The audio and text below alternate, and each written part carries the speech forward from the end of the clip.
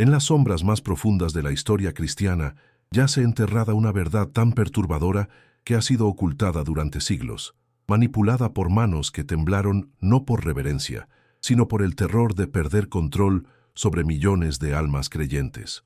¿Qué sucede cuando descubres que aquello en lo que has basado tu fe más íntima ha sido alterado, modificado, transformado por intereses que nada tienen que ver con lo divino? ¿Cómo reacciona el corazón humano cuando se enfrenta a la posibilidad de que sus creencias más sagradas hayan sido moldeadas por la política, el poder y la manipulación? En el siglo XVII, un hombre de mirada penetrante y mente incisiva se atrevió a desafiar no solo las interpretaciones tradicionales de las Escrituras, sino la misma autoridad que las había establecido como verdades inmutables. Baruch Spinoza, el filósofo judío que sería expulsado de su propia comunidad por sus ideas revolucionarias, develó algo que la cristiandad había preferido mantener en silencio: que las mismas palabras que se proclamaban como la palabra divina habían sido alteradas, editadas, censuradas y transformadas a lo largo de los siglos para servir a propósitos muy terrenales. Pero ¿cómo es posible que generaciones enteras de creyentes hayan vivido y muerto aferrados a textos que no eran lo que parecían ser? ¿Acaso la fe verdadera no debería resistir el escrutinio de la razón? ¿O es precisamente la razón lo que la fe teme más profundamente? Spinoza se preguntaba esto mientras examinaba con lupa de erudito los textos sagrados, comparando versiones, analizando traducciones, descubriendo inconsistencias que revelaban la mano humana donde se suponía que solo había intervenido la divina. Y lo que encontró fue devastador para quienes habían construido imperios de poder sobre la base de la autoridad escritural incuestionable. Los manuscritos antiguos no coincidían con las versiones oficiales. Las traducciones habían sido sesgadas hacia interpretaciones convenientes, y versículos completos habían sido añadidos, modificados o eliminados según las necesidades políticas y doctrinales de cada época. En este momento, mientras absorbes estas palabras que quizás están removiendo algo profundo en tu interior, te invito a que compartas en los comentarios desde qué país y qué ciudad nos estás leyendo, y qué hora marca tu reloj en este preciso instante en que la verdad comienza a filtrarse en tu conciencia. Porque la verdad, como el agua, encuentra siempre su camino, sin importar cuántas barreras se levanten para contenerla. Y si sientes que estas reflexiones tocan algo verdadero en tu alma, comparte este mensaje con ese amigo cercano, esa persona especial que sabes que también busca respuestas más allá de las verdades prefabricadas, y hazlo con el deseo sincero de que las bendiciones más puras lleguen a su familia, porque cuando compartimos conocimiento genuino, estamos plantando semillas de despertar que pueden crecer en jardines de sabiduría que trascienden generaciones. Spinoza había nacido en una familia de judíos sefardíes que habían huido de la Inquisición española, llevando consigo no solo el trauma de la persecución, sino también una comprensión íntima de cómo las autoridades religiosas podían usar el miedo como herramienta de control. Quizás fue precisamente esta experiencia familiar la que le permitió ver con claridad meridiana lo que otros preferían ignorar: que el poder religioso se sostiene no tanto en la verdad como en la capacidad de monopolizar la interpretación de esa verdad. ¿No es acaso sintomático que quienes más gritan sobre la inmutabilidad de los textos sagrados sean precisamente aquellos cuyo poder depende de esa inmutabilidad? ¿No resulta sospechoso que la palabra de Dios siempre termine respaldando las estructuras de poder existentes, justificando la obediencia a las autoridades terrenales, legitimando las desigualdades sociales y condenando precisamente aquellas conductas que podrían amenazar el statu quo? Cuando Spinoza comenzó a aplicar los métodos de análisis crítico que se usaban para estudiar textos históricos ordinarios a los textos bíblicos, algo extraordinario comenzó a emerger. Los supuestos libros escritos por Moisés mostraban evidencias claras de haber sido compuestos siglos después de la muerte del gran legislador. Los evangelios presentaban inconsistencias cronológicas y narrativas que sugerían múltiples autores trabajando en diferentes periodos históricos con agendas distintas.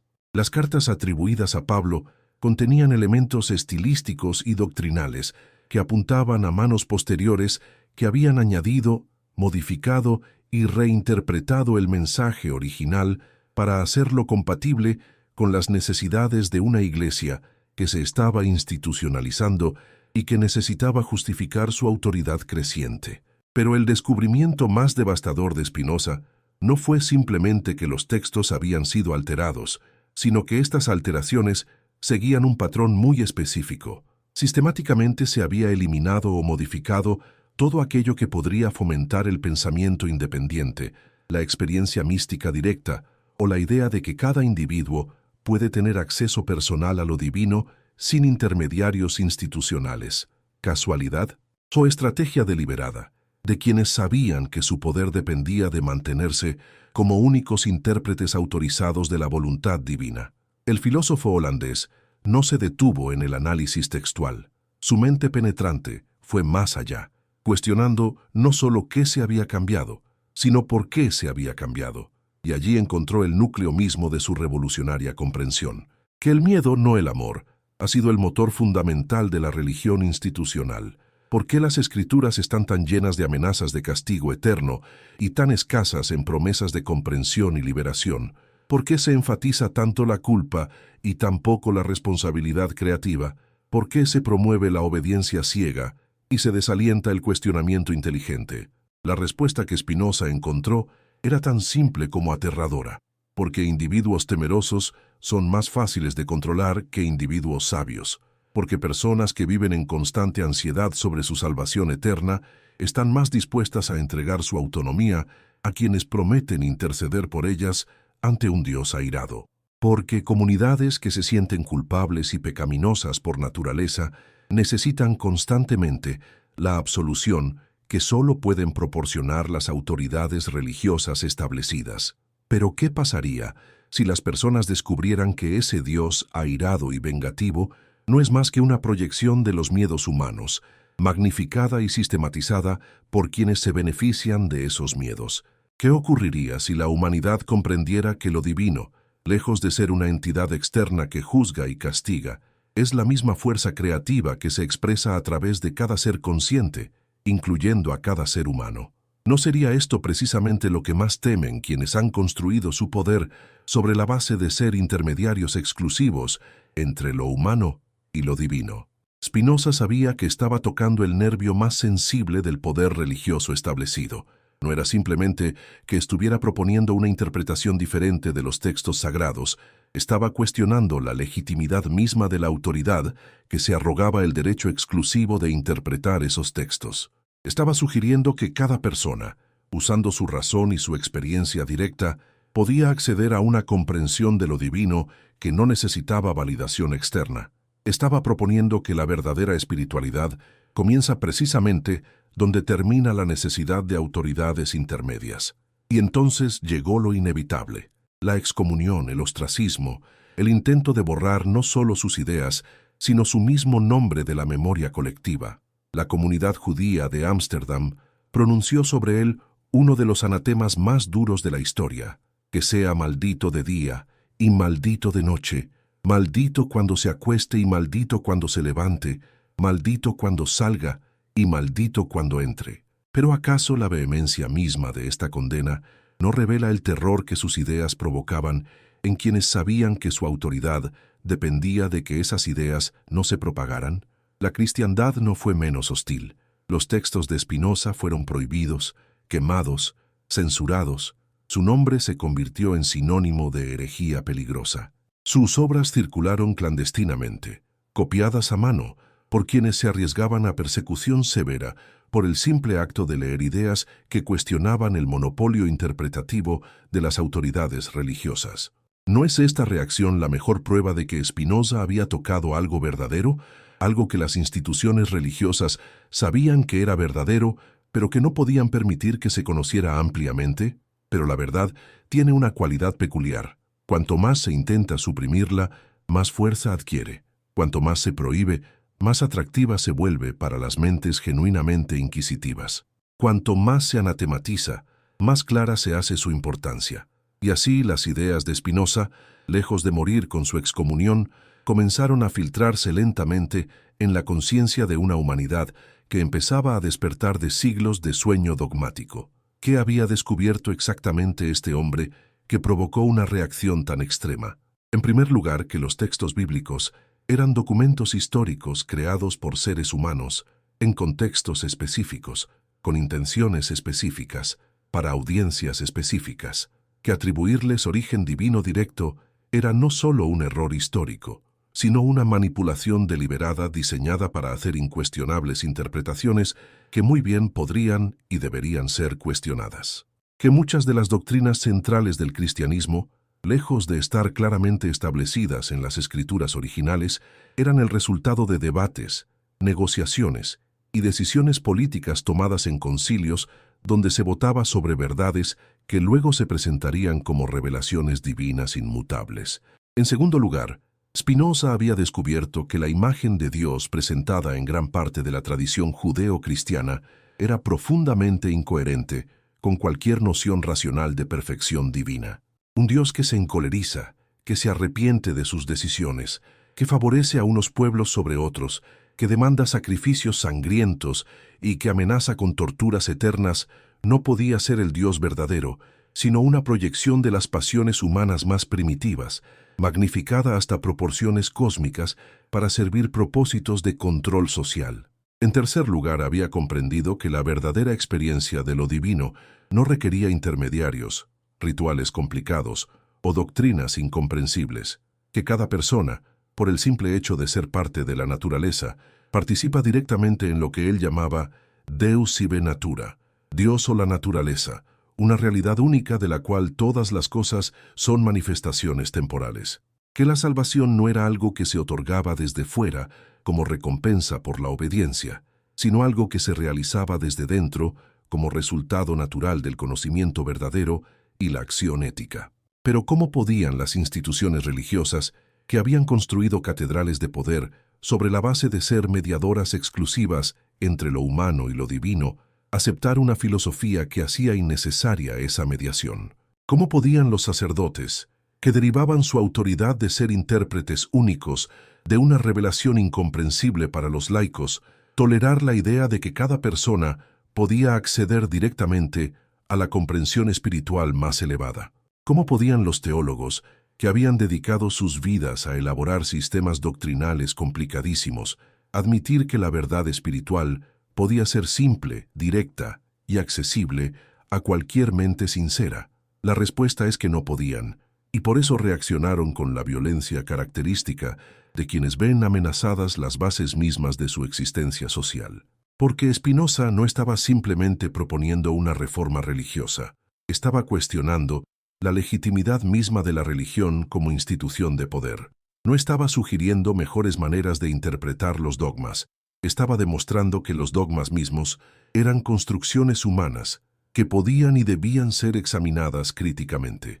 Y sin embargo, a medida que los siglos pasaron, las semillas plantadas por Spinoza comenzaron a germinar en terrenos inesperados. Filósofos, científicos, artistas y eventualmente personas comunes comenzaron a hacer las preguntas que él había hecho. Comenzaron a aplicar a los textos religiosos los mismos estándares de evidencia que aplicaban a cualquier otro documento histórico. Comenzaron a preguntarse por qué debían aceptar sin cuestionamiento afirmaciones extraordinarias solo porque venían envueltas en lenguaje sagrado. Y lo que encontraron confirmó una y otra vez las intuiciones fundamentales de Spinoza. Los manuscritos más antiguos diferían significativamente de las versiones oficiales. Las traducciones habían sido sesgadas hacia interpretaciones que favorecían ciertas posiciones doctrinales. Versículos completos habían sido añadidos por escribas posteriores que querían que los textos dijeran lo que ellos creían que deberían decir. Doctrinas centrales del cristianismo ortodoxo no aparecían en los textos más tempranos, sino que habían sido desarrolladas gradualmente a través de procesos históricos complejos que tenían tanto que ver con política como con teología. Pero ¿cómo reaccionaron las autoridades religiosas cuando esta evidencia se volvió imposible de ignorar? En lugar de reconocer honestamente lo que la investigación histórica estaba revelando, en lugar de adaptarse humildemente a una comprensión más precisa de sus propias tradiciones, en lugar de usar estos descubrimientos como oportunidades para purificar su fe de elementos espurios, optaron por una estrategia diferente: la negación sistemática, la supresión de la investigación, y cuando eso falló, la reinterpretación de los hallazgos de maneras que minimizaran su impacto en la autoridad institucional. Dijeron que las alteraciones textuales no importaban porque el Espíritu Santo había guiado incluso esas alteraciones. Dijeron que las inconsistencias históricas no eran relevantes porque la verdad espiritual trascendía la verdad histórica. Dijeron que el desarrollo doctrinal no contradecía la revelación original, sino que la desenvolvía orgánicamente. En cada caso, la estrategia era la misma: admitir los hechos pero negarles cualquier implicación que pudiera cuestionar la autoridad establecida. Pero ¿puede una institución mantener indefinidamente su credibilidad cuando los hechos contradicen sistemáticamente sus afirmaciones fundamentales? ¿Puede una autoridad seguir siendo autoritativa cuando se hace evidente que ha estado equivocada sobre cuestiones básicas de hecho? ¿Puede una tradición mantener su carácter sagrado cuando se demuestra que muchos de sus elementos más venerados son adiciones históricas relativamente tardías?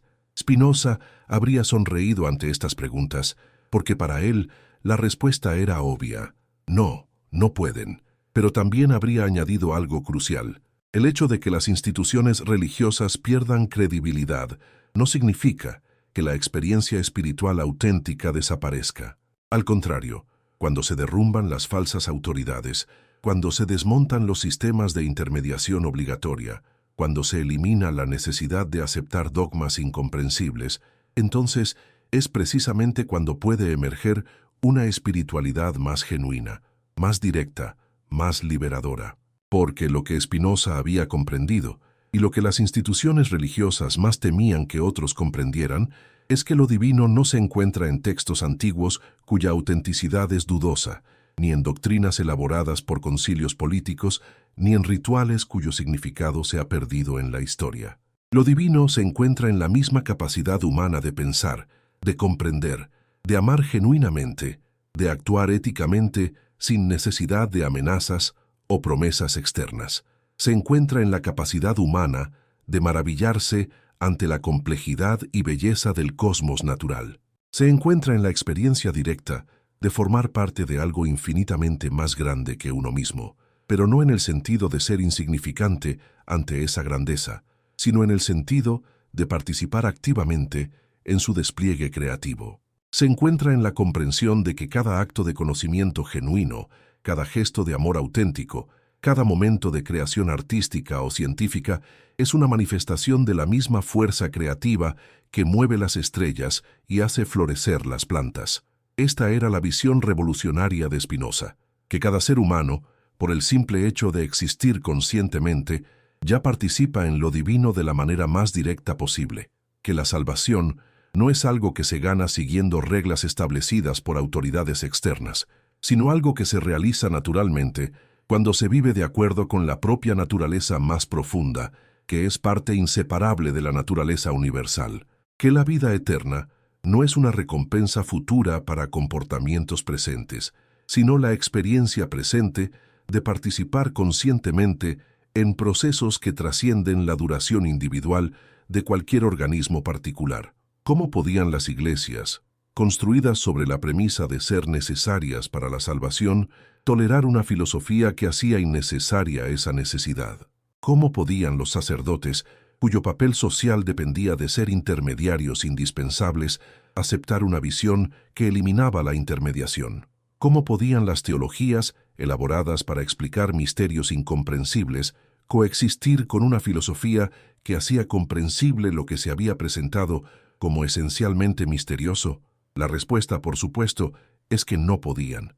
Y por eso la reacción contra Spinoza fue tan feroz, tan sistemática, tan duradera, porque él no había atacado simplemente ciertas interpretaciones religiosas, había cuestionado la legitimidad del proyecto mismo de la religión institucional.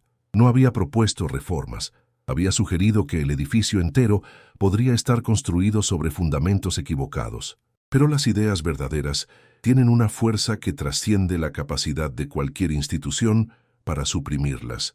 Y aunque Spinoza murió en relativo oscurecimiento, aunque sus obras fueron prohibidas y quemadas, Aunque su nombre fue anatematizado y su memoria execrada, las preguntas que había planteado siguieron resonando en mentes que no podían evitar preguntarse: ¿qué pasaría si tuviera razón? ¿Qué pasaría si las escrituras fueran realmente documentos humanos que reflejaran las comprensiones limitadas de sus autores históricos? ¿Qué pasaría si las doctrinas fueran realmente construcciones intelectuales desarrolladas para servir necesidades institucionales específicas? ¿Qué pasaría si la experiencia espiritual auténtica fuera realmente posible para cualquier persona, sin necesidad de intermediarios autorizados? ¿Qué pasaría si lo divino fuera realmente accesible a través del ejercicio honesto de la razón y no requiriera la suspensión de la inteligencia crítica? Estas preguntas, una vez planteadas, no podían simplemente ignorarse, exigían respuestas. Y las respuestas, cuando finalmente llegaron a través de generaciones de eruditos honestos, confirmaron las intuiciones más fundamentales de Spinoza, que efectivamente, mucho de lo que se había presentado como revelación divina inmutable era producto de desarrollo histórico humano, que efectivamente las instituciones religiosas habían distorsionado textos y tradiciones para servir sus propios intereses, que efectivamente la experiencia espiritual más auténtica era posible fuera de los marcos institucionales establecidos. Y sin embargo, incluso cuando estas verdades se volvieron imposibles de negar, las instituciones religiosas encontraron maneras de adaptarse sin admitir fundamentalmente su error. Desarrollaron teologías sofisticadas que podían incorporar los hallazgos de la crítica histórica sin renunciar a sus afirmaciones de autoridad.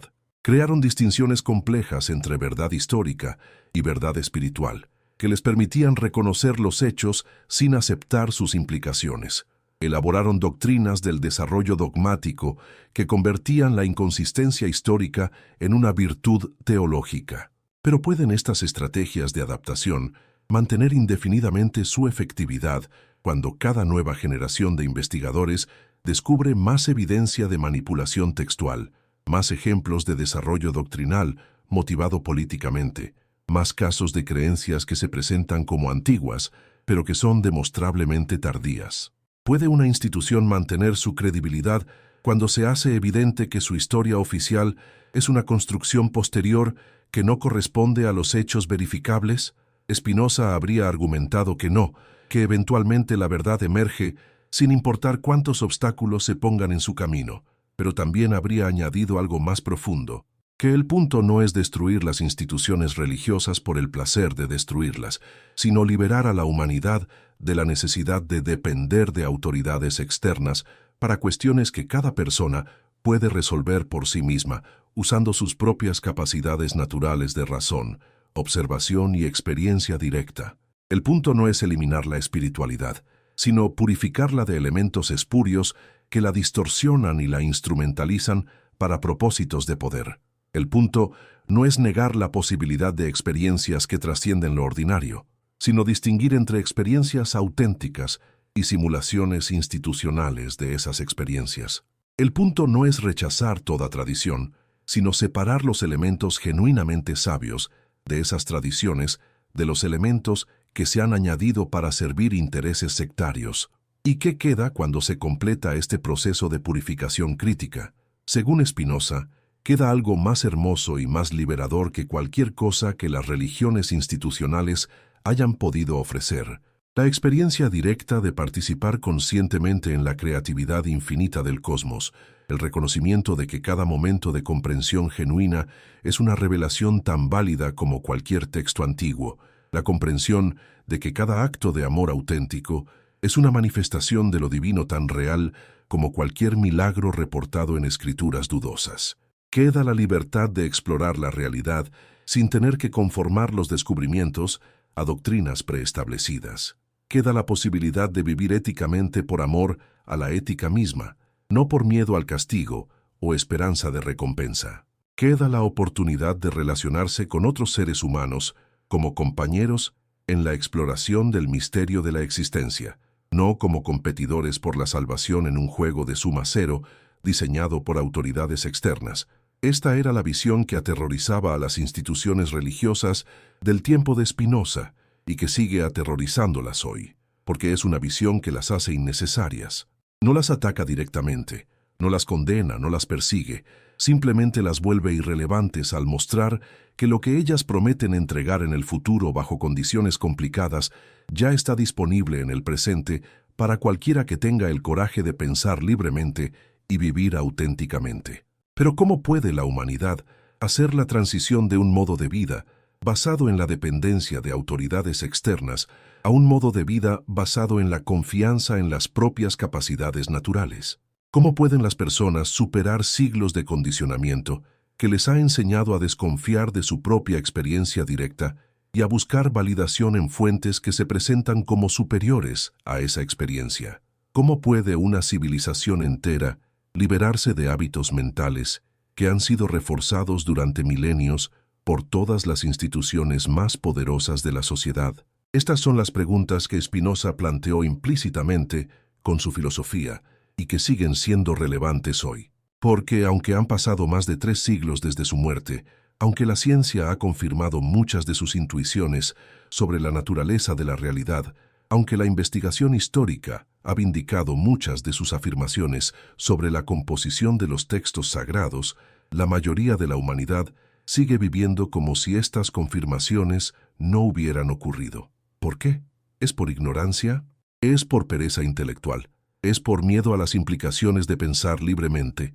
¿O es porque las instituciones que más se benefician del status quo han desarrollado estrategias cada vez más sofisticadas para mantener a las personas en estados de dependencia psicológica, incluso cuando ya no pueden mantenerlas en estados de ignorancia intelectual? La respuesta probablemente incluye elementos de todas estas posibilidades, pero Spinoza habría enfatizado especialmente el papel del miedo. Porque aunque las personas pueden haber adquirido acceso a información que contradice las afirmaciones de las autoridades religiosas tradicionales, siguen temiendo las consecuencias de actuar sobre esa información. Siguen preocupándose por lo que podría pasar si las autoridades estuvieran en lo correcto después de todo. Siguen sintiendo ansiedad ante la perspectiva de asumir plena responsabilidad por sus propias vidas espirituales sin tener la seguridad psicológica que proporcionan las certezas institucionales. Y las instituciones religiosas han aprendido a explotar estos miedos de maneras cada vez más sutiles. Ya no necesitan quemar libros cuando pueden desacreditar ideas mediante campañas de desinformación.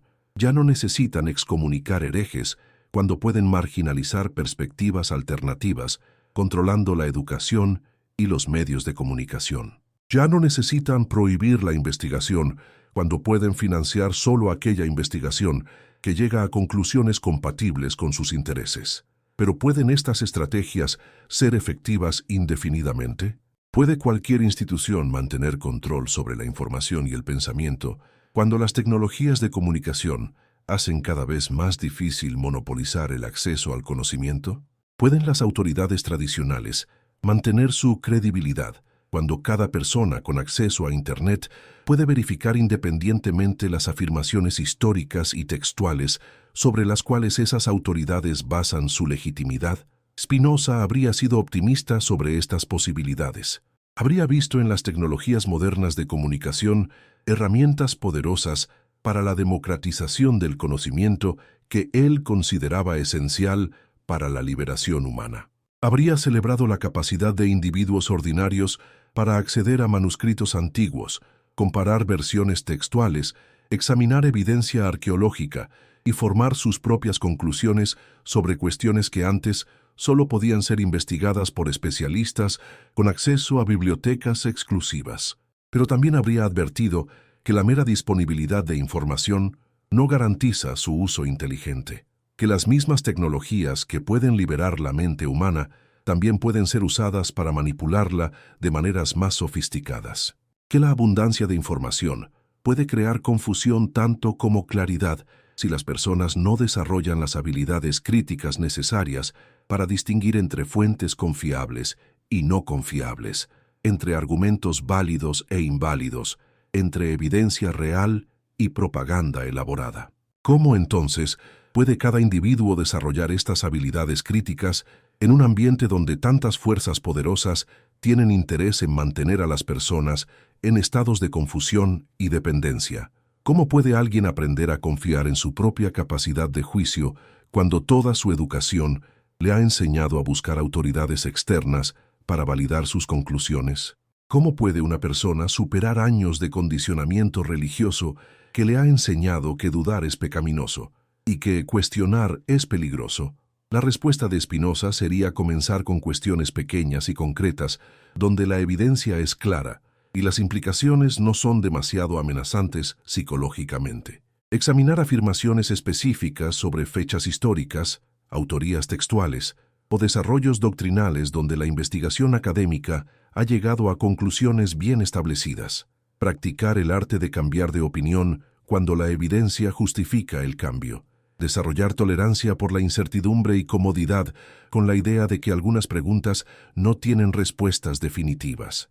Y gradualmente, a medida que la confianza en el propio juicio se desarrolla a través de la práctica en áreas menos controvertidas, aplicar las mismas habilidades a cuestiones más fundamentales.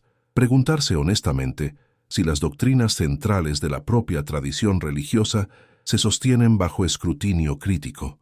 Examinar si las prácticas espirituales que uno ha heredado realmente producen los resultados que prometen producir. Investigar si las autoridades religiosas que uno ha respetado realmente merecen esa respetabilidad basada en su historial de honestidad intelectual y coherencia ética.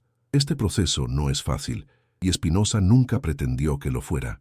Requiere coraje, porque cuestionar creencias fundamentales puede ser psicológicamente desestabilizador. Requiere humildad, porque puede revelar que uno ha estado equivocado sobre cuestiones que consideraba certezas.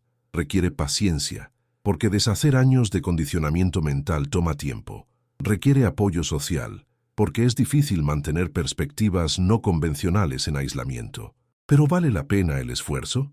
Según Spinoza, absolutamente, porque lo que se gana al otro lado de este proceso de liberación intelectual es nada menos que la propia vida auténtica, la posibilidad de vivir de acuerdo con comprensiones que uno ha examinado personalmente y encontrado válidas, en lugar de simplemente conformarse a expectativas heredadas sin reflexión. La oportunidad de relacionarse con lo divino directamente, en lugar de a través de intermediarios, cuyas motivaciones pueden ser cuestionables. La libertad de explorar la realidad sin tener que filtrar los descubrimientos a través de doctrinas preestablecidas que pueden ser erróneas. Y más fundamentalmente, la experiencia de ser completamente honesto consigo mismo, de no tener que pretender creer cosas que internamente uno encuentra dudosas, de no tener que suprimir preguntas que emergen naturalmente de una mente inquisitiva, de no tener que vivir en constante tensión entre lo que uno realmente piensa y lo que se supone que debe pensar. Esta honestidad consigo mismo era para Spinoza el fundamento de toda vida ética auténtica, porque sólo cuando se es completamente honesto sobre lo que realmente se sabe y lo que realmente no se sabe, sobre lo que realmente se cree y lo que solo se pretende creer, sobre lo que realmente se valora y lo que solo se dice valorar, es posible tomar decisiones que estén genuinamente alineadas con la propia naturaleza más profunda. Y solo cuando se vive de acuerdo con la propia naturaleza más profunda, es posible experimentar lo que Spinoza llamaba beatitud, la alegría que surge naturalmente de actuar en armonía con las propias capacidades más elevadas, de comprender la propia lugar en el cosmos, de contribuir constructivamente al desarrollo de la realidad de la cual uno forma parte. Esta beatitud no depende de creencias específicas sobre la vida después de la muerte, o sobre la existencia de entidades sobrenaturales, o sobre la validez de textos antiguos. No requiere la mediación de instituciones religiosas, o el cumplimiento de rituales complicados, o la aceptación de doctrinas incomprensibles. Surge naturalmente de vivir con integridad, pensar con claridad, amar genuinamente y crear constructivamente. ¿No es esto exactamente lo que las instituciones religiosas más temen? ¿No es precisamente la posibilidad de que las personas descubran que pueden ser completamente felices y completamente éticas, sin necesitar los servicios que esas instituciones ofrecen? ¿No es exactamente la perspectiva de que la humanidad pueda desarrollar formas de espiritualidad que no requieran autoridades intermedias doctrinas incuestionables o rituales obligatorios.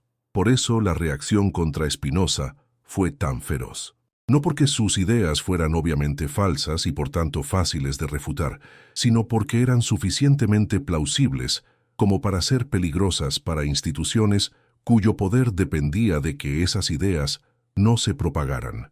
No porque amenazara la fe genuina, sino porque amenazaba la dependencia psicológica de la cual las instituciones religiosas derivaban su influencia social. Y por eso sus ideas siguen siendo relevantes hoy. Porque aunque las formas específicas de autoridad religiosa han evolucionado, aunque las estrategias de control se han sofisticado, aunque los métodos de manipulación se han refinado, la dinámica fundamental sigue siendo la misma. Instituciones poderosas que se benefician de mantener a las personas en estados de dependencia intelectual y emocional, versus la posibilidad humana natural de pensar libremente, vivir auténticamente y relacionarse directamente con las fuentes de significado y valor. La batalla que Spinoza libró en el siglo XVII continúa hoy en formas que él no podría haber anticipado, pero que habría reconocido inmediatamente.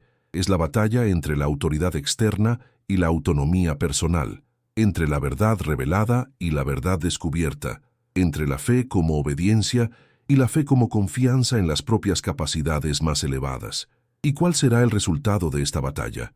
Spinoza habría dicho que la verdad eventualmente prevalece, no porque sea impuesta por fuerzas externas, sino porque corresponde más profundamente a la naturaleza humana que la falsedad, que las personas, cuando tienen opciones reales, eligen naturalmente la libertad sobre la dependencia, la comprensión sobre la ignorancia, la autenticidad sobre la conformidad superficial. Pero también habría añadido que este proceso no es automático, requiere que individuos concretos tengan el coraje de pensar por sí mismos, incluso cuando eso significa cuestionar las autoridades más respetadas de su sociedad. Requiere que personas específicas estén dispuestas a examinar críticamente las creencias que han heredado, incluso cuando esas creencias están profundamente entretejidas con su identidad personal y social.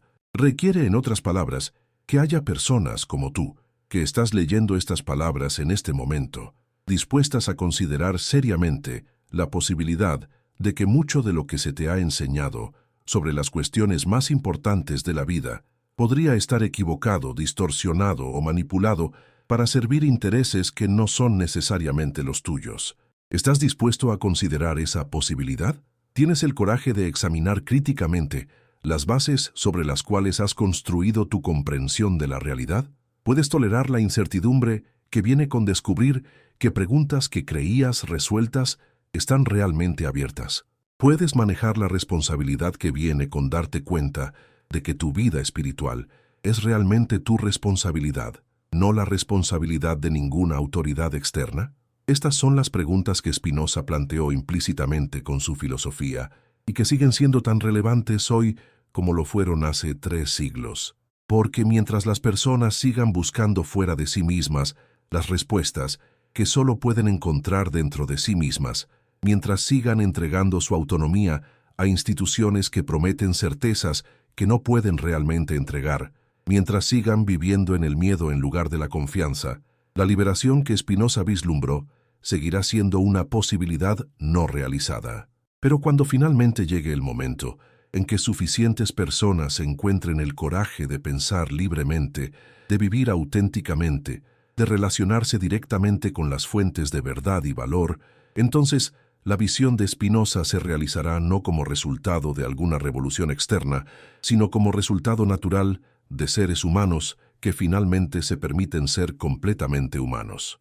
Y ese momento podría estar más cerca de lo que las instituciones establecidas quisieran admitir. Porque en una era donde la información es cada vez más accesible, donde la comunicación entre personas de diferentes tradiciones es cada vez más fácil, donde las inconsistencias y manipulaciones históricas son cada vez más difíciles de ocultar, las condiciones están madurando para el tipo de despertar intelectual y espiritual que Spinoza anticipó. La pregunta es si individuos concretos como tú tendrán el coraje de participar en ese despertar, o si continuarán viviendo como si las verdades incómodas que están emergiendo no fueran realmente verdaderas, como si las preguntas perturbadoras que están surgiendo no requirieran realmente respuestas, como si la posibilidad de una vida más auténtica y libre no fuera realmente una posibilidad disponible para ellos. La respuesta a esa pregunta determinará no solo el futuro de la religión institucional, sino el futuro de la conciencia humana misma. Y esa respuesta está, como siempre ha estado, en las manos de personas individuales que deben decidir por sí mismas si prefieren la comodidad de las certezas heredadas o la aventura de descubrir por sí mismas lo que es realmente verdadero. Spinoza hizo su elección hace más de 3 siglos y pagó un precio alto por esa elección, pero también ganó algo que ninguna institución podía quitarle: la experiencia de vivir en completa armonía consigo mismo, de pensar sin restricciones externas, de relacionarse directamente con la realidad sin intermediarios obligatorios. ¿Qué elección harás tú? Mientras las instituciones religiosas se esforzaban por contener la hemorragia intelectual causada por las revelaciones de Spinoza, algo más profundo estaba ocurriendo en los cimientos mismos de la civilización occidental. La pregunta ya no era simplemente si ciertos versículos habían sido alterados o si ciertas doctrinas habían sido desarrolladas tardíamente. La pregunta se había vuelto mucho más fundamental. ¿Qué significa la autoridad en una era donde cualquier afirmación puede ser investigada independientemente?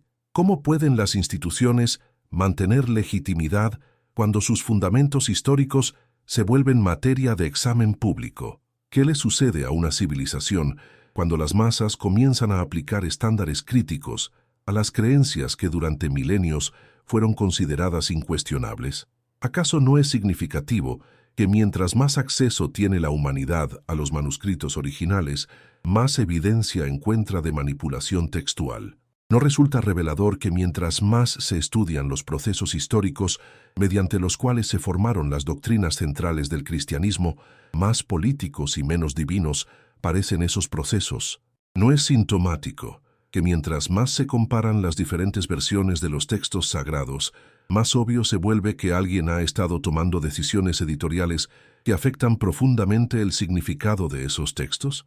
Spinoza había abierto una caja de Pandora, pero no la había abierto por malicia o por el placer de crear caos. La había abierto porque su compromiso con la verdad era más fuerte que su necesidad de seguridad social, porque su amor por la honestidad intelectual era más profundo que su miedo a las consecuencias de esa honestidad, porque había comprendido algo que las instituciones religiosas preferían que no se comprendiera, que la verdad no teme la investigación, solo las falsedades temen la investigación. Y la investigación, una vez comenzada, desarrolló su propia momentum. Cada manuscrito examinado revelaba nuevas discrepancias. Cada documento histórico estudiado proporcionaba más evidencia de desarrollo doctrinal motivado políticamente. Cada comparación textual hacía más evidente la extensión de las alteraciones que habían ocurrido a lo largo de los siglos. Era como si alguien hubiera encendido una luz en un cuarto que había estado a oscuras durante milenios, y ahora era imposible no ver lo que la luz revelaba. Pero ¿cómo reaccionan las personas cuando descubren que las verdades sobre las cuales han construido sus vidas resultan ser, en el mejor de los casos, verdades parciales y, en el peor de los casos, falsificaciones elaboradas? ¿Cómo responde la psique humana cuando se enfrenta a evidencia de que ha sido sistemáticamente engañada sobre cuestiones de importancia última? ¿Qué le sucede a la identidad personal cuando los marcos de referencia que la sostenían se revelan como construcciones humanas falibles en lugar de revelaciones divinas inmutables? Las respuestas a estas preguntas no son uniformes. Algunas personas, cuando se enfrentan a evidencia que contradice sus creencias fundamentales, simplemente niegan la evidencia. Desarrollan elaboradas teorías conspirativas que explican por qué toda la comunidad académica estaría comprometida en un proyecto de desacreditar sus tradiciones religiosas. Crean sistemas de pensamiento inmunes a la refutación donde cualquier evidencia contraria se reinterpreta como confirmación adicional de que fuerzas malévolas están trabajando para socavar la fe. Otras personas adoptan una estrategia de compartimentalización. Aceptan los hallazgos de la investigación histórica y textual en un nivel intelectual, pero los mantienen separados de sus prácticas y compromisos religiosos. Desarrollan distinciones sofisticadas entre verdad histórica y verdad espiritual, que les permiten reconocer los hechos sin cambiar fundamentalmente sus vidas. Crean marcos teológicos que pueden absorber cualquier descubrimiento empírico, sin afectar las creencias centrales. Pero ¿pueden estas estrategias de negación y compartimentalización mantenerse indefinidamente? ¿Puede la mente humana vivir cómodamente en contradicción constante consigo misma? ¿Puede una persona ser completamente honesta intelectualmente en algunas áreas de su vida, mientras mantiene creencias que sabe que probablemente son falsas en otras áreas? ¿No crea esta división interna una tensión psicológica que eventualmente demanda resolución? Spinoza habría argumentado que sí, que la integridad intelectual es una necesidad psicológica tan fundamental como la integridad física, que vivir en contradicción constante consigo mismo es una forma de violencia interna que inevitablemente produce sufrimiento, que la mente humana tiene una tendencia natural hacia la coherencia que eventualmente supera las resistencias creadas por el miedo y la costumbre, pero también habría reconocido que el proceso de resolver estas contradicciones puede ser extraordinariamente doloroso, porque las creencias religiosas no son simplemente opiniones intelectuales que se pueden cambiar fácilmente cuando nueva evidencia las contradice. Son componentes centrales de la identidad personal, elementos fundamentales de la estructura psicológica que da significado y dirección a la vida. Están entretejidas con relaciones familiares, compromisos sociales, prácticas cotidianas, esperanzas futuras. Cambiar creencias religiosas fundamentales no es como cambiar de opinión sobre una cuestión política o científica. Es más como someterse a una cirugía psicológica mayor, donde partes centrales del self tienen que ser removidas o reestructuradas. Es un proceso que puede dejar a la persona temporalmente sin marcos de referencia familiares, sin comunidades de apoyo tradicionales, sin las certezas que anteriormente proporcionaban estabilidad emocional. ¿Vale la pena pasar por este proceso doloroso? ¿No sería más prudente simplemente aceptar las inconsistencias y vivir con la tensión entre lo que se sabe intelectualmente y lo que se practica religiosamente? ¿No podría ser que la verdad, aunque valiosa en principio, sea demasiado costosa psicológicamente como para perseguirla hasta sus conclusiones últimas? Estas son preguntas legítimas que cualquier persona honesta debe enfrentar cuando comienza a cuestionar seriamente las bases de su tradición religiosa. Y Spinoza no las habría minimizado. Habría reconocido que el camino hacia la libertad intelectual puede ser difícil, que puede requerir sacrificios significativos, que puede implicar períodos de confusión y desorientación. Pero también habría insistido en que el costo de no tomar este camino es aún mayor, que vivir en autoengaño sistemático es una forma de muerte en vida, que pretender creer lo que internamente se sabe que es probablemente falso es una traición a lo más valioso en la naturaleza humana, la capacidad de pensar libremente y vivir auténticamente, que conformarse a expectativas externas que contradicen la propia comprensión más profunda es una forma de esclavitud que ninguna comodidad temporal puede justificar, y más fundamentalmente, habría argumentado que la alternativa a la honestidad intelectual no es realmente la paz mental, sino una forma de guerra interna donde diferentes partes del self están constantemente en conflicto.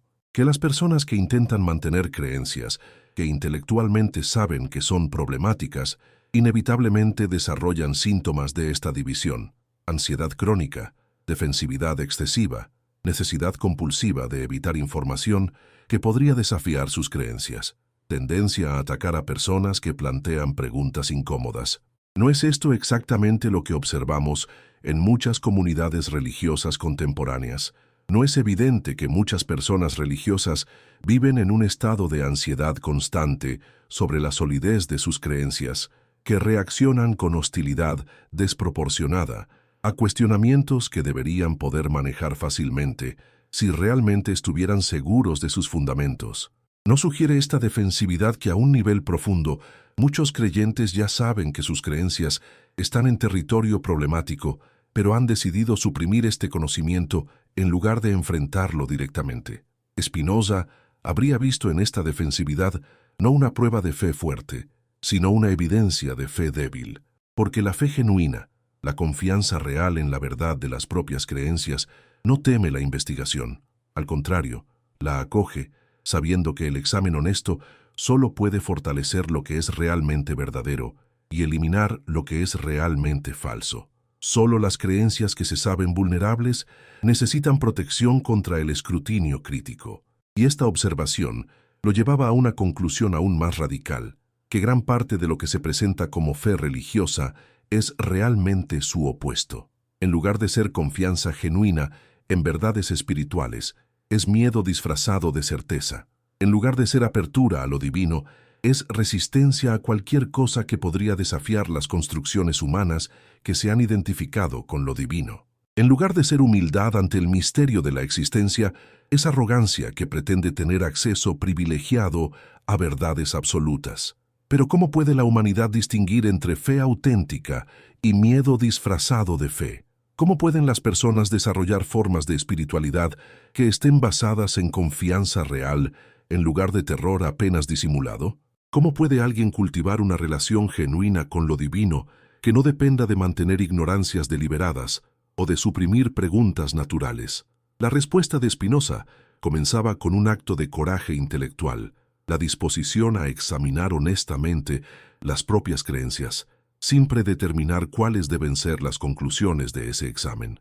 Esto significa estar dispuesto a descubrir que creencias que se han considerado centrales podrían resultar ser periféricas. Significa estar abierto a la posibilidad de que verdades que se han asumido podrían resultar ser falsedades. Significa aceptar que la identidad personal podría necesitar ser reconstruida sobre fundamentos más sólidos, pero también significa algo más positivo, la oportunidad de descubrir formas de espiritualidad que no requieren la supresión de la inteligencia crítica, la posibilidad de desarrollar una relación con lo divino que se fortalece en lugar de debilitarse cuando se examina cuidadosamente. La experiencia de vivir en armonía consigo mismo en lugar de en constante tensión interna. ¿Y qué formas tomaría esta espiritualidad liberada de las distorsiones institucionales?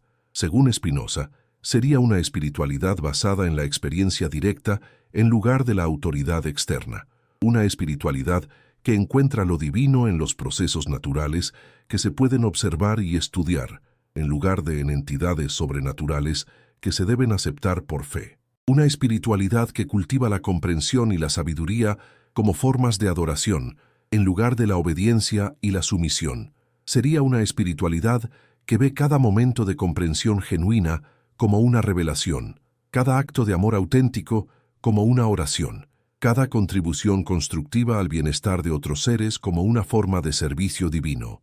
Una espiritualidad que reconoce que la vida eterna no es una recompensa futura para comportamientos presentes, sino la experiencia presente de participar conscientemente en procesos que trascienden la duración de cualquier organismo individual. Esta transformación de la comprensión espiritual no ocurriría de la noche a la mañana, y Spinoza no esperaba que ocurriera. Sabía que estaba plantando semillas en terreno que había sido endurecido por siglos de condicionamiento institucional. Sabía que las ideas que él consideraba liberadoras serían percibidas como amenazantes por quienes se beneficiaban del status quo. Sabía que el camino desde la dependencia intelectual hasta la autonomía espiritual sería largo y difícil. Pero también sabía algo que sus perseguidores no comprendían, que la verdad tiene una fuerza propia que eventualmente supera todas las resistencias artificiales, que las ideas que corresponden genuinamente a la naturaleza humana más profunda no pueden ser suprimidas indefinidamente, sin importar cuán poderosas sean las instituciones que intentan suprimirlas. Que cada generación incluye individuos que prefieren la verdad incómoda a la falsedad consoladora, y que estos individuos eventualmente encuentran maneras de transmitir sus comprensiones a otros que están listos para recibirlas. ¿Y no es esto exactamente lo que ha ocurrido en los siglos desde la muerte de Spinoza? ¿No han confirmado las investigaciones históricas y textuales precisamente las intuiciones que lo llevaron a cuestionar la autenticidad de los textos sagrados? ¿No han revelado los estudios de historia religiosa exactamente los tipos de desarrollo doctrinal motivado políticamente que él había sospechado? ¿No han demostrado los análisis comparativos de tradiciones religiosas precisamente las similaridades que sugieren origen humano común en lugar de revelaciones divinas independientes? Y sin embargo, a pesar de estas confirmaciones, a pesar de que la evidencia académica ha vindicado repetidamente las intuiciones de Spinoza, la mayoría de las instituciones religiosas continúan operando como si esta evidencia no existiera. Continúan enseñando versiones de la historia que saben que son problemáticas. Continúan afirmando autoridades que saben que son cuestionables. Continúan promoviendo dependencias que saben que son innecesarias. ¿Por qué? ¿Es porque realmente creen que esta evidencia es irrelevante para la fe? ¿Es porque han desarrollado marcos teológicos tan sofisticados que pueden absorber cualquier descubrimiento empírico sin cambiar fundamentalmente? ¿O es porque comprenden, quizás más claramente que sus propios seguidores, que reconocer honestamente las implicaciones de esta evidencia requeriría transformaciones tan radicales en la estructura y función de las instituciones religiosas que equivaldrían a su disolución como formas de autoridad social? Spinoza habría sospechado esta última posibilidad. Habría argumentado que las instituciones religiosas han llegado a comprender muy bien que su poder depende no de la verdad de sus afirmaciones doctrinales, sino de la disposición de las personas a aceptar esas afirmaciones sin examinarlas críticamente. Que han aprendido que pueden mantener esa disposición no proporcionando evidencia convincente para sus afirmaciones, sino creando contextos psicológicos y sociales donde cuestionar esas afirmaciones se vuelve emocionalmente costoso. ¿Cómo crean estos contextos? Mediante la construcción de comunidades donde la pertenencia depende de la conformidad doctrinal. Mediante el desarrollo de identidades personales que están tan entretejidas con creencias religiosas específicas que cuestionar esas creencias se siente como amenazar la propia existencia. Mediante la promoción de miedos sobre las consecuencias de dudar que son tan intensos que la mayoría de las personas prefieren suprimir sus dudas en lugar de explorarlas honestamente. Mediante la creación de sistemas educativos que enseñan a las personas a valorar la fe sobre la razón, la obediencia sobre la autonomía, la tradición sobre la innovación. Mediante el control de instituciones sociales que pueden premiar la conformidad religiosa y castigar la independencia intelectual. Mediante la formación de alianzas con poderes políticos y económicos que también se benefician de mantener a las poblaciones en estados de dependencia psicológica. Pero ¿pueden estas estrategias de control ser efectivas indefinidamente en una era donde la información es cada vez más accesible y donde las personas tienen cada vez más oportunidades de comparar diferentes perspectivas? ¿Pueden las instituciones religiosas mantener el monopolio sobre las interpretaciones de sus propias tradiciones cuando esas tradiciones se vuelven materia de estudio académico público? ¿Pueden seguir afirmando autoridades que son cada vez más fáciles de verificar independientemente? Spinoza habría sido optimista sobre estas tendencias. Habría visto en la democratización del conocimiento una oportunidad histórica para la realización de la libertad intelectual que él consideraba esencial para el florecimiento humano. Habría celebrado la posibilidad de que individuos ordinarios pudieran acceder a los mismos materiales que anteriormente solo estaban disponibles para élites académicas y que pudieran formar sus propias conclusiones sobre cuestiones que anteriormente tenían que aceptar por autoridad, pero también habría advertido que la mera disponibilidad de información no garantiza su uso sabio, que las mismas tecnologías que pueden liberar la mente humana también pueden ser usadas para manipularla de maneras más sutiles, que la abundancia de información puede crear confusión tanto como claridad si las personas no desarrollan las habilidades discriminatorias necesarias para navegar efectivamente en ambientes informativos complejos. ¿Cómo entonces pueden las personas desarrollar estas habilidades en contextos donde tantas fuerzas poderosas tienen interés en mantenerlas confundidas y dependientes? ¿Cómo puede alguien aprender a distinguir entre fuentes confiables y no confiables cuando instituciones que se presentan como altamente confiables resultan tener historiales de distorsión sistemática? ¿Cómo puede una persona desarrollar criterios independientes para evaluar afirmaciones extraordinarias cuando toda su educación le ha enseñado a aceptar ciertas categorías de afirmaciones extraordinarias sin cuestionamiento.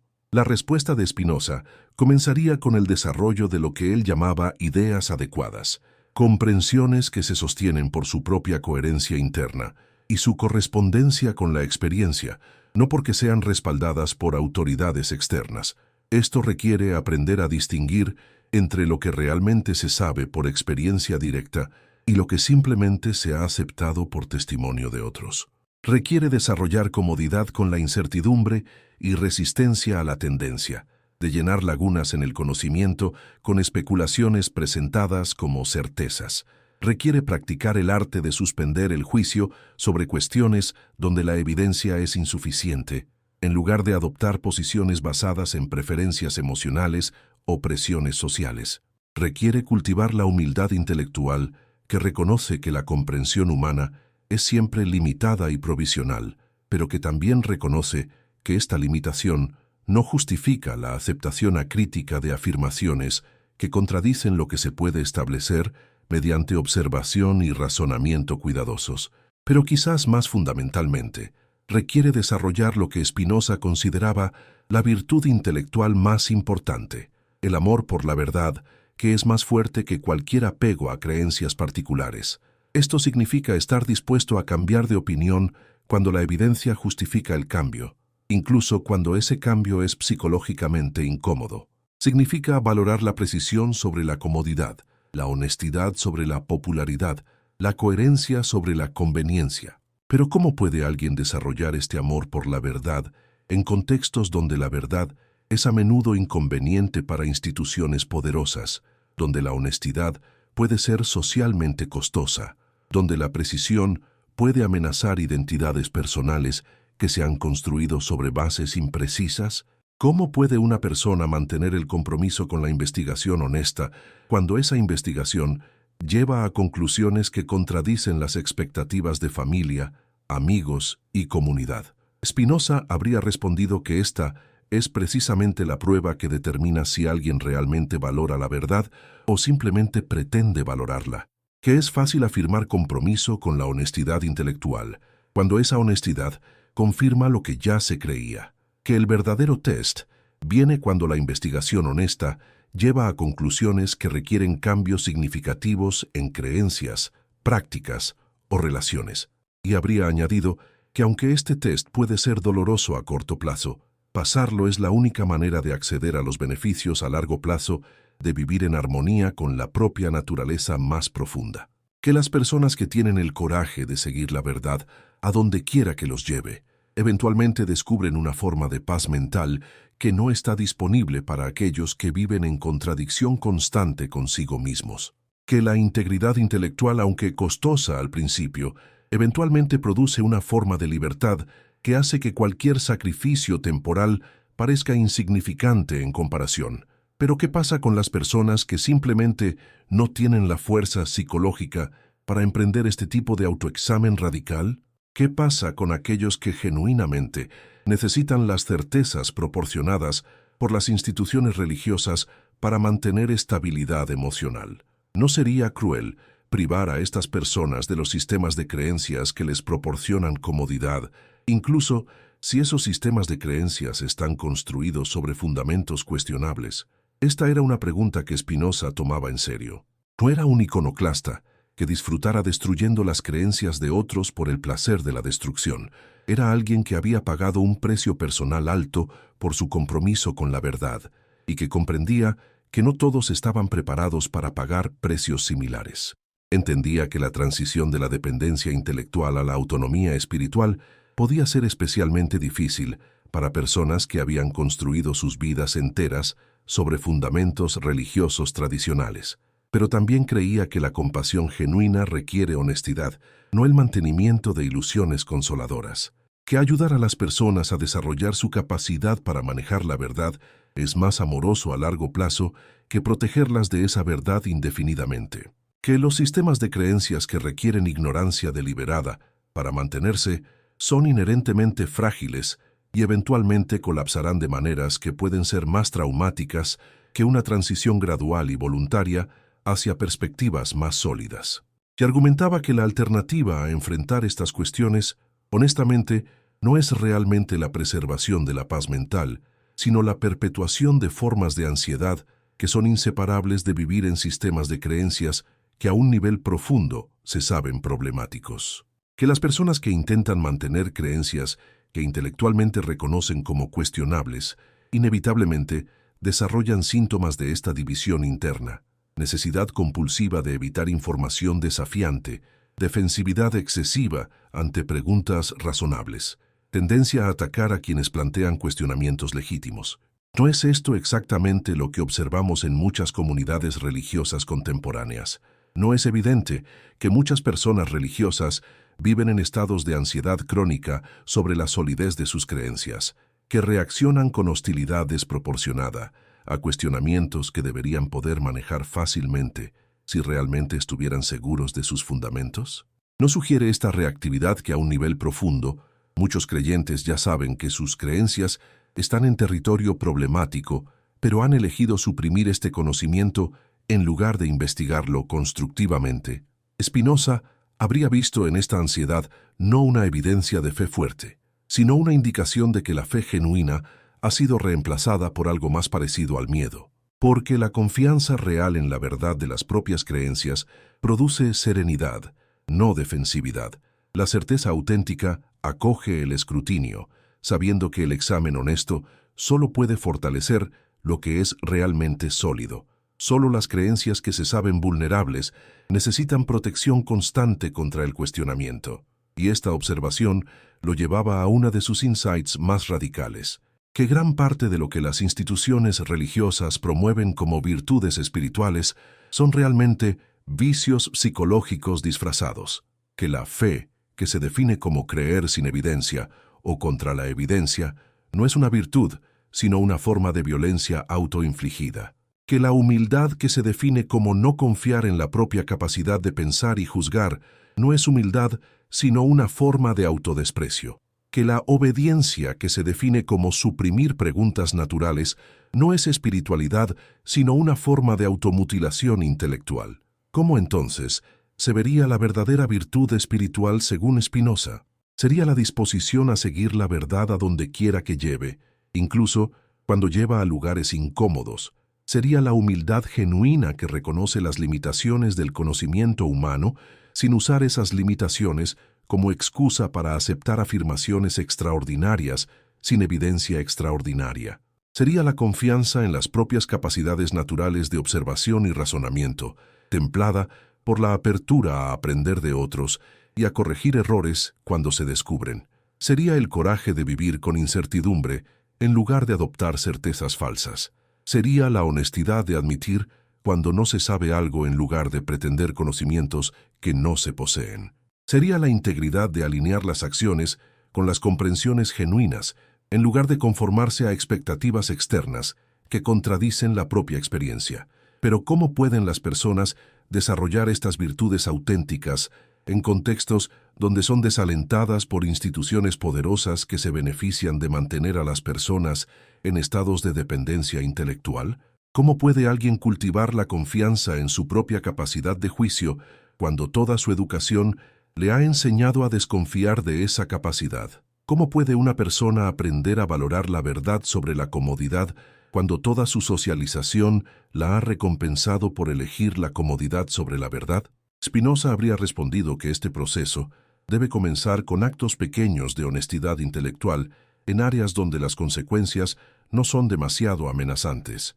Examinar afirmaciones específicas y concretas donde la evidencia es relativamente clara. Practicar el arte de cambiar de opinión cuando los hechos justifican el cambio. Desarrollar tolerancia para la incertidumbre en cuestiones donde la evidencia es insuficiente para conclusiones definitivas. Y gradualmente, a medida que la confianza en el propio juicio se desarrolla a través de la práctica exitosa en áreas menos controvertidas, aplicar las mismas habilidades a cuestiones más fundamentales. Preguntarse honestamente si las doctrinas centrales de la propia tradición religiosa se sostienen bajo escrutinio crítico. Investigar si las prácticas espirituales que uno ha heredado realmente producen los resultados que prometen producir. Examinar si las autoridades religiosas que uno ha respetado realmente merecen esa respetabilidad basada en su historial de honestidad y coherencia. Este proceso no sería fácil, y Spinoza nunca pretendió que lo fuera. Requeriría coraje, porque cuestionar creencias fundamentales puede ser psicológicamente desestabilizador. Requeriría paciencia, porque deshacer años de condicionamiento mental toma tiempo. Requeriría apoyo porque es difícil mantener perspectivas no convencionales en aislamiento.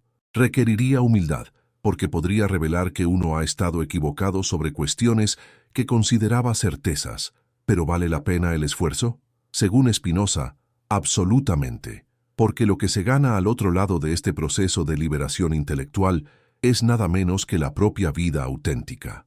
La posibilidad de vivir de acuerdo con comprensiones que uno ha examinado personalmente y encontrado válidas, la oportunidad de relacionarse con lo divino directamente, sin intermediarios cuyas motivaciones pueden ser cuestionables, la libertad de explorar la realidad sin tener que filtrar los descubrimientos a través de doctrinas preestablecidas que pueden ser erróneas, y más fundamentalmente, la experiencia de ser completamente honesto consigo mismo, de no tener que pretender creer cosas que internamente uno encuentra dudosas, de no tener que suprimir preguntas que emergen naturalmente de una mente inquisitiva, de no tener que vivir en tensión constante entre lo que realmente se piensa y lo que se supone que se debe pensar. Esta honestidad consigo mismo era, para Spinoza, el fundamento de toda vida ética auténtica, porque sólo cuando se es completamente honesto sobre lo que realmente se sabe y lo que realmente no se sabe, sobre lo que realmente se cree y lo que solo se pretende creer, sobre lo que realmente se valora y lo que solo se dice valorar, es posible tomar decisiones que estén genuinamente alineadas con la propia naturaleza más profunda. Y solo cuando se vive de acuerdo con la propia naturaleza más profunda es posible experimentar lo que Spinoza llamaba beatitud, la alegría que surge naturalmente de actuar en armonía con las propias capacidades más elevadas, de comprender el propio lugar en el cosmos, de contribuir constructivamente al desarrollo de la realidad de la cual uno forma parte. Esta beatitud no dependía de creencias específicas sobre la vida después de la muerte, o sobre la existencia de entidades sobrenaturales, o sobre la validez de textos antiguos. No requería la mediación de instituciones religiosas, o el cumplimiento de rituales complicados, o la aceptación de doctrinas incomprensibles. Surgía naturalmente de vivir con integridad, pensar con claridad, amar genuinamente y crear constructivamente. ¿No es esto exactamente lo que las instituciones religiosas más temen? ¿No es precisamente la posibilidad de que las personas descubran que pueden ser completamente felices y completamente éticas sin necesitar los servicios que esas instituciones ofrecen?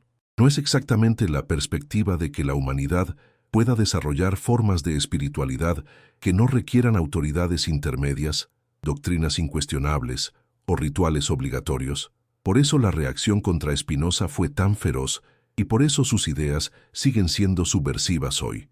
No porque amenacen la posibilidad de experiencia espiritual auténtica, sino porque amenazan el monopolio institucional sobre esa experiencia.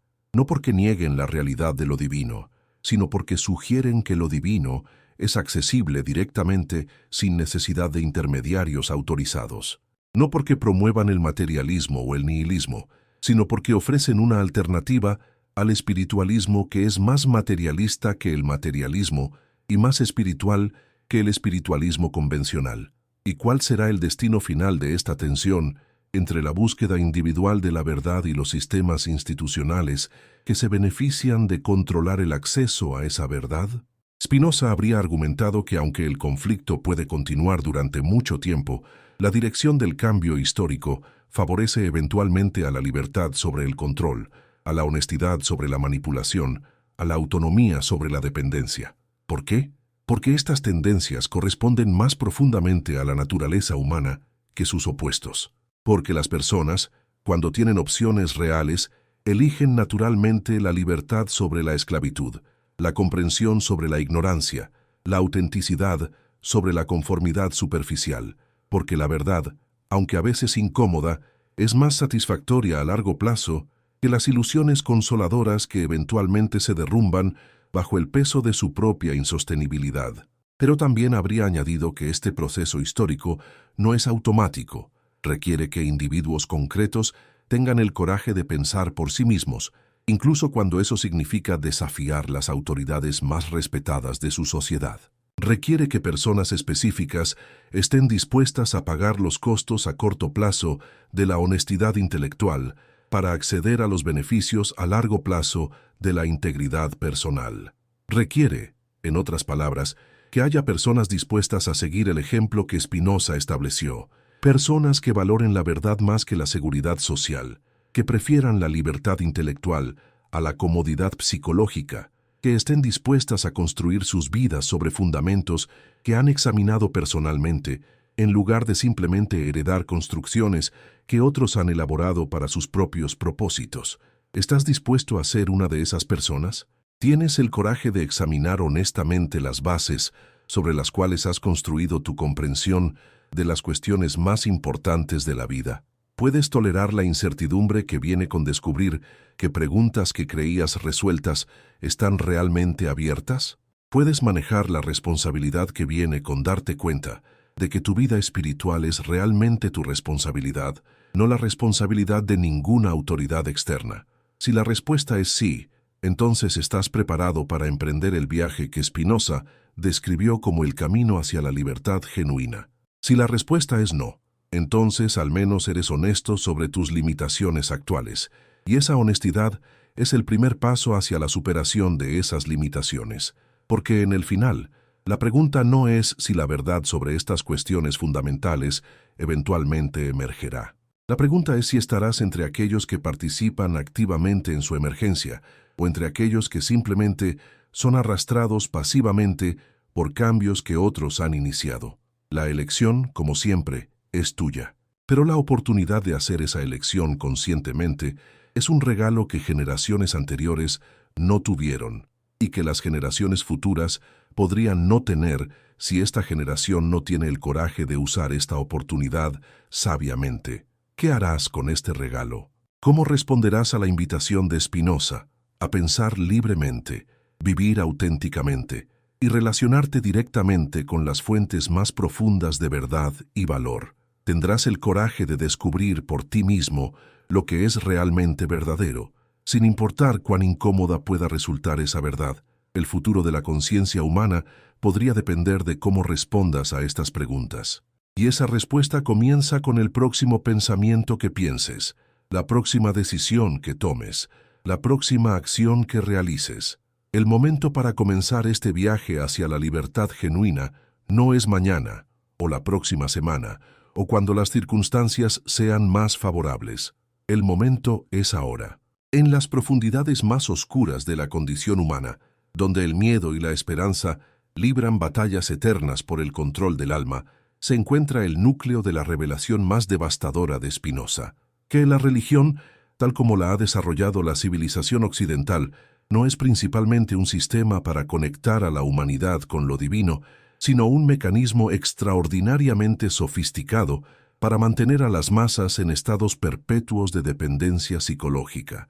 Esta no es una acusación que se pueda hacer a la ligera, ni una que Spinoza hizo por malicia o resentimiento. Es una conclusión a la que llegó después de años de análisis meticuloso, no solo de textos sagrados, sino de los patrones de comportamiento que esos textos han producido a lo largo de milenios de historia humana. ¿Acaso no es extraordinariamente revelador que las religiones que más enfatizan el amor como principio central hayan producido las guerras más brutales de la historia?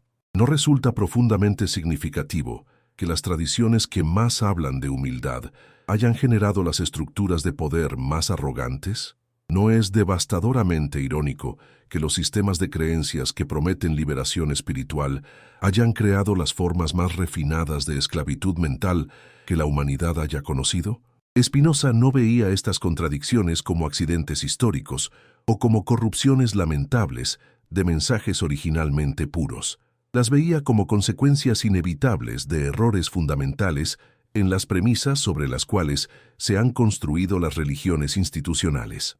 Y el error más fundamental, según él, Era la separación artificial entre lo humano y lo divino que hace posible que instituciones humanas se presenten como representantes exclusivos de la voluntad divina.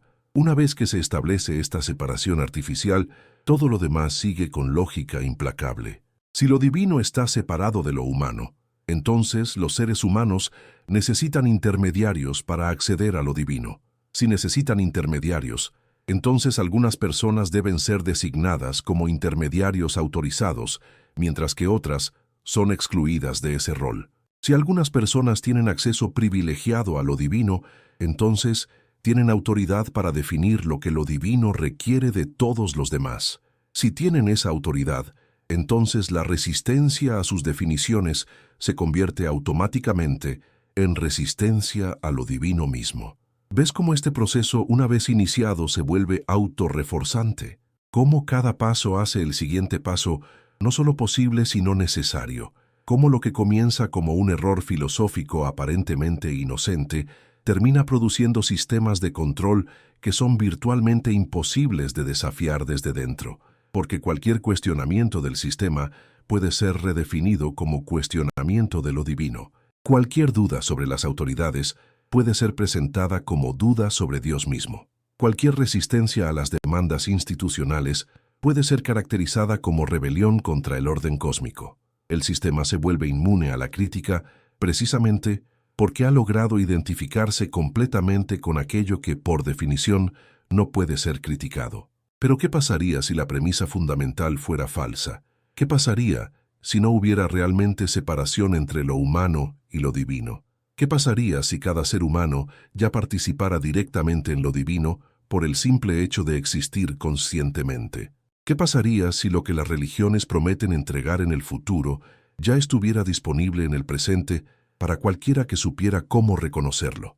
Esta era la visión revolucionaria de Spinoza, que lo que él llamaba Deus sive natura, Dios o la naturaleza, no es una entidad separada que gobierna el universo desde fuera, sino la sustancia misma de la cual todas las cosas, incluyendo todos los seres humanos, son manifestaciones temporales.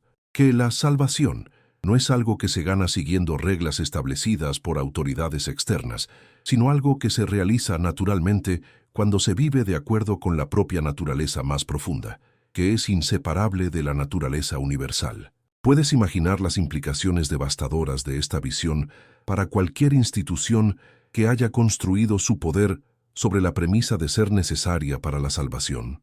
Puedes visualizar el terror que debe haber sentido el establishment religioso cuando se dieron cuenta de que Spinoza no estaba simplemente proponiendo reformas a sus doctrinas, sino cuestionando la legitimidad misma de su existencia como intermediarios obligatorios entre lo humano y lo divino. Porque si Spinoza tenía razón, entonces cada persona ya tenía acceso directo a lo que las religiones prometían proporcionar a través de sistemas complicados de creencias, rituales y obediencia institucional. Si tenía razón, entonces la vida eterna no era una recompensa futura para comportamientos presentes, sino una posibilidad presente que se realizaba a través de formas específicas de comprensión y acción que cualquier persona podía desarrollar independientemente. Si tenía razón, entonces lo que las iglesias presentaban como misterios incomprensibles que requerían interpretación autorizada eran realmente procesos naturales que cualquier mente sincera podía estudiar y comprender. Si tenía razón, entonces las doctrinas que se presentaban como revelaciones divinas inmutables eran realmente construcciones humanas históricas que podían y debían ser examinadas críticamente. Pero ¿cómo podían las instituciones religiosas, que habían invertido siglos construyendo catedrales de poder sobre fundamentos completamente diferentes, admitir la posibilidad de que Spinoza tuviera razón? ¿Cómo podían reconocer que sus afirmaciones de autoridad exclusiva podrían estar basadas en errores fundamentales sobre la naturaleza de la realidad? ¿Cómo podían aceptar que los sistemas complicados que habían desarrollado para controlar el acceso a lo divino podrían ser no solo innecesarios, sino contraproducentes? La respuesta, por supuesto, es que no podían. Y por eso reaccionaron con la ferocidad característica de instituciones que perciben amenazas existenciales. No podían refutar las ideas de Spinoza, mediante argumentos racionales, porque sus propias posiciones no se basaban en argumentos racionales, sino en afirmaciones de autoridad que Spinoza había demostrado que eran cuestionables.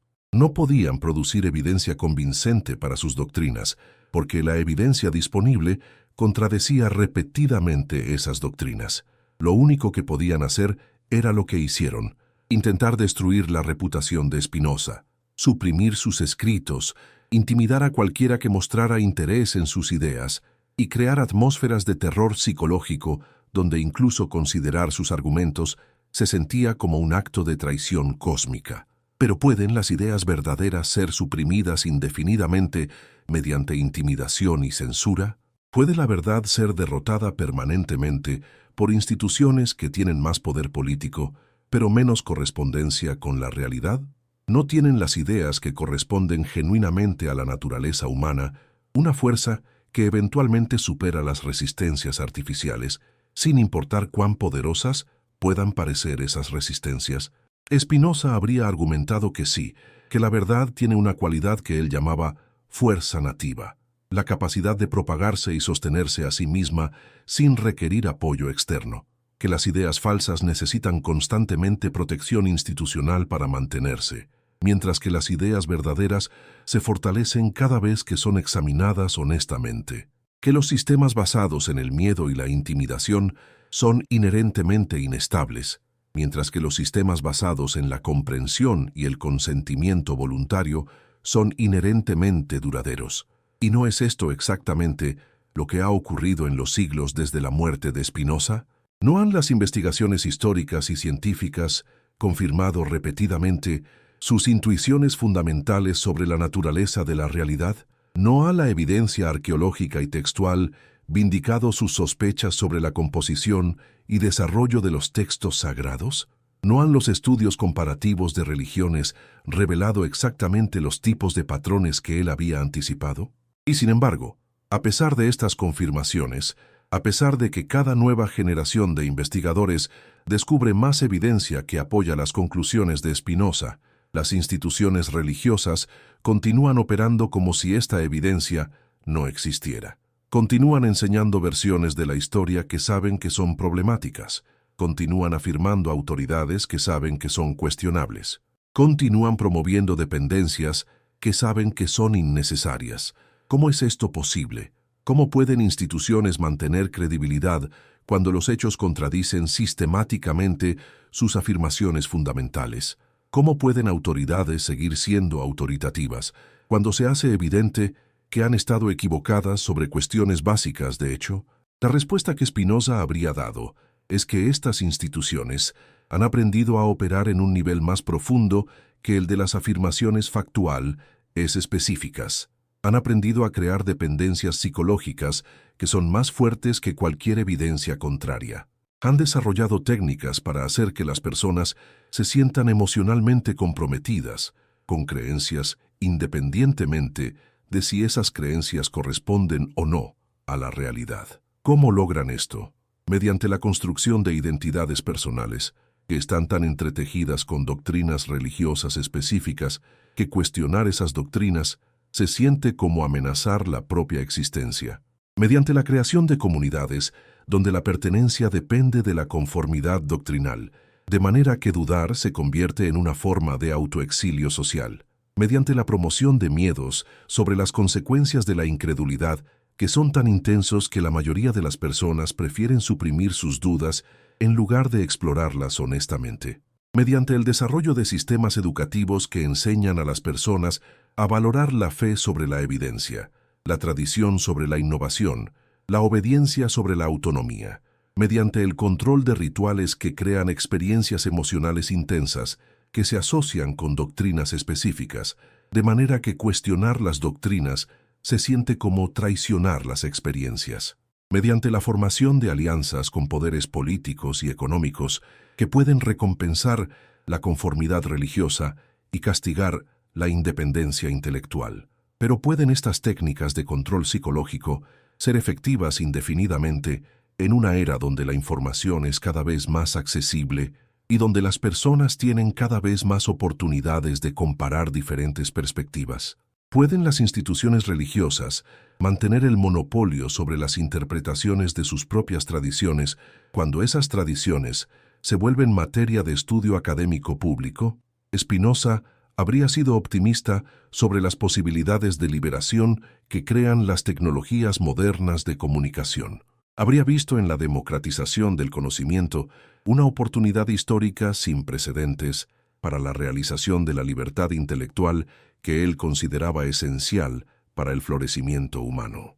Habría celebrado la capacidad de individuos ordinarios para acceder a manuscritos antiguos, comparar versiones textuales, examinar evidencia arqueológica y formar sus propias conclusiones sobre cuestiones que anteriormente tenían que aceptar por autoridad. Pero también habría advertido que las mismas tecnologías que pueden liberar la mente humana también pueden ser usadas para manipularla de maneras más sofisticadas, que la abundancia de información puede crear confusión tanto como claridad si las personas no desarrollan las habilidades críticas necesarias para navegar efectivamente en ambientes informativos complejos. Que las instituciones poderosas pueden adaptarse a nuevas tecnologías y encontrar maneras de usar esas tecnologías para refinar sus técnicas de control en lugar de perder su capacidad de control. ¿Cómo entonces pueden las personas desarrollar inmunidad contra estas formas sofisticadas de manipulación? ¿Cómo puede alguien aprender a distinguir entre información genuina y propaganda elaborada cuando ambas pueden ser presentadas con la misma apariencia de autoridad académica? ¿Cómo puede una persona desarrollar criterios independientes para evaluar afirmaciones extraordinarias cuando instituciones que se presentan como altamente respetables tienen historiales de hacer afirmaciones extraordinarias que resultan ser falsas? La respuesta de Spinoza comenzaría con el desarrollo de lo que él consideraba la virtud intelectual más fundamental, la disposición a seguir la evidencia a donde quiera que lleve, incluso cuando lleva a conclusiones que contradicen creencias profundamente arraigadas. Esto requiere desarrollar lo que él llamaba fortaleza mental, la capacidad de tolerar incertidumbre sin llenar prematuramente las lagunas en el conocimiento con especulaciones presentadas como certezas. Requiere aprender a distinguir entre lo que realmente se sabe por experiencia directa y lo que simplemente se ha aceptado por testimonio de otros. Requiere desarrollar sensibilidad a los conflictos de interés que pueden motivar a las fuentes de información a distorsionar o suprimir hechos inconvenientes. Requiere cultivar humildad intelectual que reconoce las limitaciones del conocimiento humano sin usar esas limitaciones como excusa para aceptar afirmaciones extraordinarias sin evidencia extraordinaria. Pero quizás más fundamentalmente, requiere desarrollar lo que Spinoza consideraba la base de toda sabiduría auténtica, amor por la verdad que es más fuerte que cualquier apego a creencias particulares. Esto significa estar dispuesto a cambiar de opinión cuando la evidencia justifica el cambio, incluso cuando ese cambio es psicológicamente incómodo. Significa valorar la precisión sobre la comodidad, la honestidad sobre la popularidad, la coherencia sobre la conveniencia. Pero ¿cómo puede alguien desarrollar este amor por la verdad en contextos donde la verdad es a menudo inconveniente para instituciones poderosas, donde la honestidad puede ser socialmente costosa, donde la precisión puede amenazar identidades personales que se han construido sobre bases imprecisas? Spinoza habría respondido que esta es precisamente la prueba que separa a aquellos que realmente valoran la verdad de aquellos que simplemente pretenden valorarla, que es fácil afirmar compromiso con la honestidad intelectual cuando esa honestidad confirma lo que ya se creía. Que el verdadero test viene cuando la investigación honesta lleva a conclusiones que requieren cambios significativos en creencias, prácticas o relaciones, y habría añadido que aunque este test puede ser doloroso a corto plazo, pasarlo es la única manera de acceder a los beneficios a largo plazo, de vivir en armonía con la realidad, en lugar de en conflicto constante con ella. Que las personas que tienen el coraje de enfrentar verdades incómodas, eventualmente descubren una forma de paz mental que no está disponible para aquellos que viven en negación sistemática. Que la integridad intelectual, aunque costosa al principio, eventualmente produce una forma de libertad que hace que cualquier sacrificio temporal parezca insignificante en comparación. Pero ¿qué forma tomaría esta libertad según la visión de Spinoza? No sería simplemente la libertad negativa de estar libre de autoridades externas, aunque eso sería parte de ella. Sería más fundamentalmente la libertad positiva de vivir de acuerdo con la propia naturaleza más profunda, de actuar desde comprensión genuina, en lugar de desde miedo o conformidad, de contribuir constructivamente al desarrollo de la realidad de la cual uno forma parte. Sería la libertad de explorar la realidad sin tener que filtrar los descubrimientos a través de doctrinas preestablecidas que pueden ser erróneas. Sería la libertad de relacionarse con otros seres humanos como compañeros en la exploración del misterio de la existencia, en lugar de como competidores por la salvación en un juego de suma cero diseñado por autoridades externas. Sería la libertad de encontrar significado y propósito en la vida sin necesidad de justificaciones sobrenaturales que pueden o no ser verdaderas. Más fundamentalmente, sería la libertad de experimentar lo que Spinoza llamaba amor intelectual de Dios. La alegría que surge naturalmente de comprender la propia lugar en el cosmos, de reconocer la belleza y elegancia de los procesos naturales de los cuales uno forma parte, de contribuir conscientemente al desarrollo creativo de la realidad. Esta experiencia no dependía de creencias específicas sobre entidades sobrenaturales o sobre vida después de la muerte. No requería la mediación de instituciones religiosas o el cumplimiento de rituales complicados. Surgía naturalmente de vivir con integridad intelectual, de pensar con claridad, de amar genuinamente, de crear constructivamente. ¿Y no es esto exactamente lo que las instituciones religiosas más temen? ¿No es precisamente la posibilidad de que las personas descubran que pueden tener experiencias espirituales profundas y transformadoras sin necesitar los servicios que esas instituciones ofrecen? ¿No es exactamente la perspectiva de que la humanidad pueda desarrollar formas de espiritualidad que sean más satisfactorias que las formas tradicionales precisamente porque no requieren la suspensión de la inteligencia crítica? Por eso la batalla entre la visión de Spinoza y las instituciones religiosas establecidas no es simplemente un debate académico sobre interpretaciones textuales o desarrollos doctrinales. Es una lucha por el futuro mismo de la conciencia humana. Es una confrontación entre dos visiones, fundamentalmente incompatibles, de lo que significa ser humano y de cómo los seres humanos deberían relacionarse con las fuentes últimas de significado y valor. Una visión dice que los seres humanos son criaturas caídas que necesitan salvación externa, que la razón humana es inadecuada para comprender las verdades más importantes, que la felicidad genuina requiere la supresión de la curiosidad natural y la aceptación de misterios incomprensibles. La otra visión dice que los seres humanos ya participan directamente en lo divino, que la razón humana es una manifestación de la inteligencia cósmica, que la felicidad genuina surge de comprender y vivir de acuerdo con la propia naturaleza más profunda. ¿Cuál de estas visiones corresponde más profundamente a tu experiencia directa de lo que significa ser humano? ¿Cuál produce resultados más constructivos cuando se implementa consistentemente? ¿Cuál fomenta el desarrollo de las capacidades humanas más elevadas? ¿Y cuál las inhibe? Estas no son preguntas que se puedan responder mediante autoridad externa o mediante referencia a textos antiguos, cuya autenticidad es cuestionable. Son preguntas que cada persona debe investigar por sí misma usando sus propias capacidades de observación, experimentación y reflexión. Son preguntas cuyas respuestas determinarán no solo cómo esa persona vive su propia vida, sino también qué tipo de mundo esa persona ayuda a crear para las generaciones futuras. Porque en el final, la visión de Spinoza solo se realizará si suficientes individuos tienen el coraje de investigar estas cuestiones honestamente y de vivir de acuerdo con las conclusiones a las que esa investigación los lleve. No se realizará automáticamente como resultado de algún proceso histórico impersonal. Se realizará solo si personas concretas, personas como tú, deciden que prefieren la aventura de descubrir la verdad por sí mismas a la comodidad de aceptar verdades prefabricadas que otros han elaborado para sus propios propósitos. ¿Estás dispuesto a ser parte de esa realización? Tienes el coraje de investigar por ti mismo las cuestiones más fundamentales de la existencia humana. Puedes tolerar la responsabilidad que viene con descubrir que tu vida espiritual es realmente tu responsabilidad, no la responsabilidad de ninguna autoridad externa. Si la respuesta es sí, entonces estás preparado para emprender el viaje que Spinoza describió como el camino hacia la libertad genuina.